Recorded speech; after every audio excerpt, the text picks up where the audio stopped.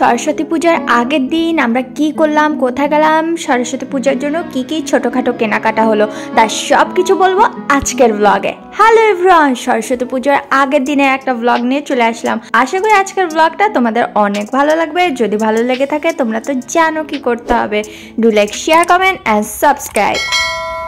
ব্লগটা আজকে একটু লেটে শুরু করতেছি, কারণ আমি গেছিলাম প্রাইভেটে। আসে দেখি মামনি করেছে ফুলকো ফুলকো লুচি, সাথে কিন্তু নলেন গুড়ের পায়েসটা কিন্তু অসাধারণ হয়েছিল। সাথে লুচিগুলো তোমরা দেখতেছো কতটা ফুলকো ফুলকো হয়েছে। আমি যেহেতু পায়েস খাই না, তাই আমি কিন্তু চায়ের সাথে লুচিটা খাইছি। খাইটায় রেডি হয়ে এখন আমরা যাচ্ছি কোথায় তা জানার জন্য কিন্তু ব্লগের সাথেই থাকতে হবে। কালকে সকালবেলায় সরস্বতী পূজা, তাই আজকে আমি আর মামনি যাচ্ছি সরস্বতী পূজার জন্য একটু টুকটাক কেনাকাটা করতে। বাসায় ছোট করে পূজা দেবো, বাইরেও তো ঘুরতে যাব, তাই আজকে কিন্তু চলে যাচ্ছি টুকিটাকি কেনাকাটা করতে। ঘরে কিন্তু মা সরস্বতী আছে, তাই তো পূজা দিতেই হবে। আর মিষ্টি তো কালীবাড়িতে দিবে, ওর কলেজে দিবে, আমার বাড়িতে একটু করতেই হবে পূজা, তাই একটু কেনাকাটি করতে যাচ্ছি। ফুল তো লাগবে, হলুদ ফুল, আর একটু লাড্ডু নিতে যাচ্ছি। কুল বড়াই নেব না? কুল বড়াই, লাড্ডু আর ফুল। কি খাইলাম আমনে? পানের বোতল। থামেন ভাই, হুক উঠাই দেই, ঠান্ডা ব্যাগটা।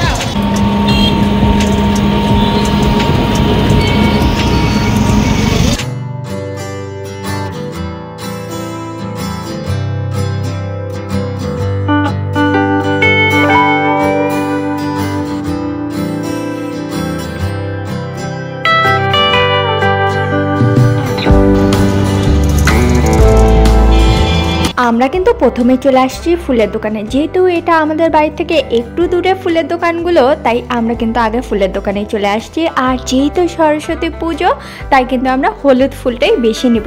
হলুদ, বাসন্তী কালার, এই যে গেন্দা ফুলগুলো এত সুন্দর, আর পার পিস ছিল 1 টাকা করে, তাই আমরা একটু বেশি করেই নিয়ে নিছি, কারণ এটা বাড়ির পূজাতেও পরে কাজে হয়ে যাবে। তোমাদের দেখাচ্ছে এই হলুদ কালার গেন্দা ফুলটা যে এত সুন্দর লাগে না, আমার তো খুবই ভালো লাগে এই কালারটা, তাই আমরা একটু বেশি করে ফুল দিয়েছি। বাড়ির পূজাতেও পরে হয়ে যাবে, এগুলো রেখে দিলে কিন্তু বেশ অনেকটা দিন চলে যায়। আকাশে বহিছে প্রেম, নয়নে লাগিল নেশা, কারাজে ডাকিল পিছে, বসন্ত এসে গেছে। মধুর অমৃত বাণী বেলা প্রচন্ড ঠান্ডা, আমি বৃষ্টিও এখন যাচ্ছি আমরা বড়াই কিনতে।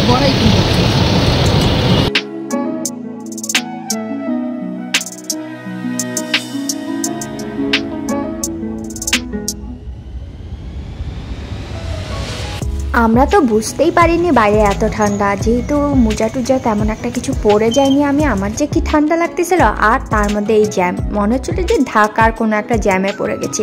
সে আধা ঘন্টা ধরে কোনো রিক্সা সামনে আগাচ্ছিল না, তারপরে অনেকক্ষণ পরে আস্তে আস্তে করে সব রিক্সাগুলো কিন্তু আগাতে শুরু হলো। আর এত যে কুয়াশা পড়ছে তোমরা কিন্তু দেখতেই পারতেছো, যদিও ফোনে অতটা বোঝা যাচ্ছে না কুয়াশা, কিন্তু বেশ অনেকটাই সেদিন ঠান্ডা ছিল। আর বলতে বলতে আমরা কিন্তু এখন চলে আসছি লাড্ডু নিতে। এখানে কিন্তু 2 রকমের লাড্ডু ছিল, আর আমরা কিন্তু পরে মিষ্টিও নিয়ে নিচ্ছি। তার সাথে নিচে এই চকলেটের মতন সাদা সাদা জিনিসগুলো, এটার নামটা ঠিক না আমার জানা নেই, তোমরা যদি কেউ জানো প্লিজ পারলে কমেন্ট সেকশনে একটু লিখে জানিও।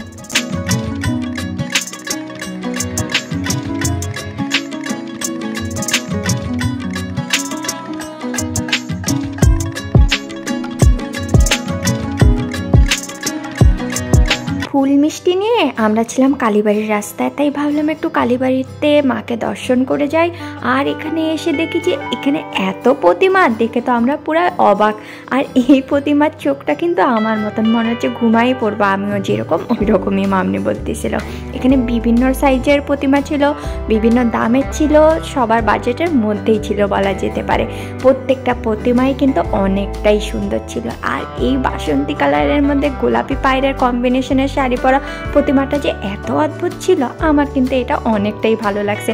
তোমাদের কোনটা ভালো লাগছে পারলে কমেন্ট সেকশনে লিখে জানাও কিন্তু।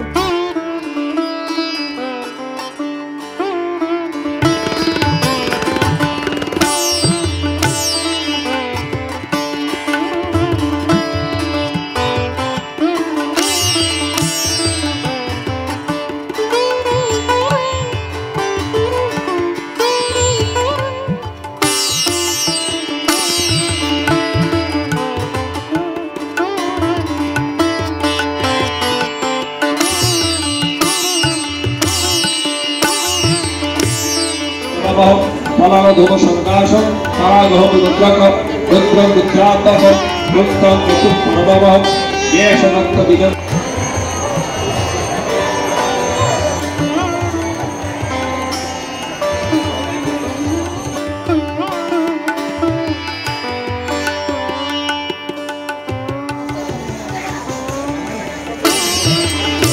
কালীবাড়ির গেটেই কিন্তু বসছে আরও কিছু প্রতিমা। আর এই মাখনের মতন সুন্দর প্রতিমাটা যে আমার এত পছন্দ হয়েছে, এত মিষ্টি ছিল, আমার কিন্তু এই প্রতিমাটাও খুব ভালো লাগছে। যাওয়ার পথে পলক থেকে নিয়ে নিচ্ছি কিন্তু পরোটা ডাল, বাড়িতে যায় খাবো কারণ অনেক ঠান্ডা লাগছে, অনেক ঘোরাঘুরি করে খিদা পেয়ে গেছে, তাই বাসে যায় পরোটা আর ডাল খাবো। আর এই বছরে সরস্বতী পুজোর ব্লগগুলো কেমন লাগলো অবশ্যই কমেন্ট করে জানাবা। বেশ অনেক কয়টা কিন্তু ব্লগ গেছে সরস্বতী পূজার, তোমরা এখনও যারা আগের ব্লগগুলো দেখেনি পারলে দেখে নিও, আশা করি ভালো লাগবে। আর যদি আজকের ব্লগটা তোমাদের কোনো কারণে ভালো লেগে থাকে পারলে একটু কমেন্ট করে জানাও, আর যদি বেশি একটু ভালো লাগে তাহলে চ্যানেলটাকে সাবস্ক্রাইব করে বেল আইকনটা প্রেস করে রাখবা, যেন আমরা নতুন কোনো ব্লগ কিংবা মামির স্পেশাল কোনো রেসিপি দিলে অবশ্যই তোমাদের কাছে তাড়াতাড়ি নোটিফিকেশানটা চলে যায়। আর তোমরা যারা ফেসবুক থেকে দেখতেছো পারলে চ্যানেলটাকে একটু ফলো করে দিয়ে যাও, কারণ আমরা নতুন কোনো ভিডিও দিলে তোমাদের কাছে কিন্তু তাড়াতাড়ি চলে যাবে, তোমাদের আর খুঁজতে হবে না। আশা করি আজকের ব্লগটা তোমাদের দেখতে ভালো লাগছে। দেখা হবে নতুন কোনো ব্লগের সাথে, ততক্ষণের জন্য বাই বাই। আর সবাই ভালো থেকো। আর তোমরা যারা আগের ব্লগগুলো দেখোনি সরস্বতী পূজার অবশ্যই দেখে নিও, আশা করি ভালো লাগবে। আমি পারলে একটা প্লে লিস্ট করে দিব, তোমাদের ব্লগগুলো খুঁজে পেতে সুবিধা হবে। আর সরস্বতী পূজার প্রত্যেকটা ব্লগ কেমন লাগলো সেটা কিন্তু পারলে একটু কমেন্ট সেকশনে লিখে জানাও। দেখা হবে এরকমই নতুন কোনো ব্লগের সাথে, ততক্ষণের জন্য বাই বাই।